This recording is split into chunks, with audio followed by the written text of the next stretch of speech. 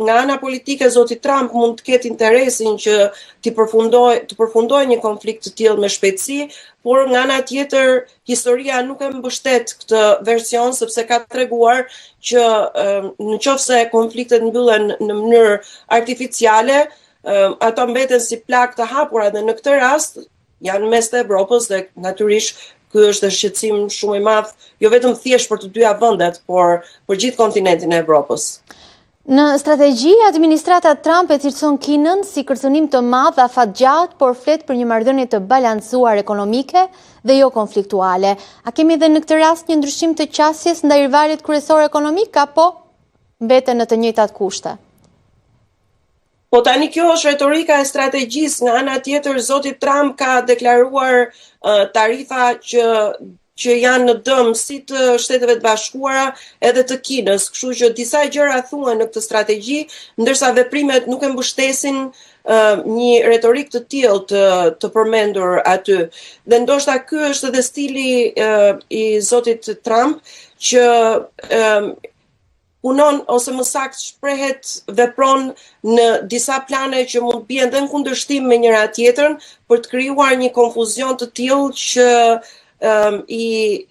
i bën aleatët e ndoshta edhe kundërshtarët, madje edhe kundërshtarët që të jenë në një gjendje konfuzioni. Por, do me thënë, nëse, siç thash, nëse retorika mund të duket më e zbutur ndaj Kinës, sidomos po të kemi parasysh se sa e rrept është gjuha ndaj Evropës që është aleate tradicionale, veprimet tregojnë diçka tjetër dhe do të presim të shohim se si do të jenë pasojat e tarifave dhe si do të jenë veprimet e Shteteve të Bashkuara konkretisht ndaj Kinës për të kuptuar nëse kjo strategji është vetëm një letër apo në fakt administrata ka ndërmend që të veprojë pikërisht sipas atyre që ka renditur, që ka listuar në këtë dokument të rëndësishëm. Sa i përket luftës në Ukrainë, dokumenti kërkon ndalim të shpejtë të armisive, por pa kritika të qarta për Kremlinin. Çfarë sugjeron kjo? Po siç thash zoti Trump e ka bërë të qartë dhe Shtëpia e Bardhë dhe sidomos republikanët e kanë bërë të qartë që duan që kjo luftë të përfundojë sa më shpejt, që ka shkaktuar mënyra se si po shtrohet një gjë e tillë, ka shkaktuar edhe shqetësimin e aleatëve të Ukrainës në Shtetet e Bashkuara dhe të vendeve evropiane. Kështu që kjo është vazhdon e asaj që zoti Trump do që ta përfundojë këtë luftë dhe duket se kjo shkon aty ku do zoti Putin, duke pasur parasysh se plani i sugjeruar për mbylljen e luftës do të jepte atij jo vetëm ato krahina që i kanë në kontroll, po dhe disa krahina lindore që nuk i ka ende në kontroll në Ukrainës, dhe kjo pikërisht ka ngjallur shqetësimin e Evropës dhe të Ukrainës. Hida, deri tani presidenti i Ukrainës Volodymyr Zelensky duket se ka bërë rezistencë për të pranuar planin që Trump po këmbgul kaq shumë që Ukraina ta pranojë, duke akuzuar Zelenskyn se po bëhet pengesë për paqen. Ne kemi parë ta sulmoj Zelenskyn duke përdorur si alibi edhe faktin që Ukraina do duhet të shkonte në zgjedhje dhe se duke sugjeruar se ai nuk është një lider legjitim. A mendon se në fund Zelensky, si thua, do t'i bindet përballë presionit të Trumpit, sepse kemi parë që zoti Trump nuk pranon jo si përgjigje?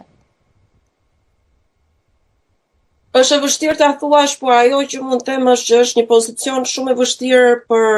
Ukrainën dhe për zotin Zelensky, dhe siç e përmendët, një nga arsyet është edhe dobësia politike brenda për brenda në Ukrainë që e bën zotin Zelensky të jetë i ekspozuar. Megjithatë, ai është përpjekur që të ruajë një balans dhe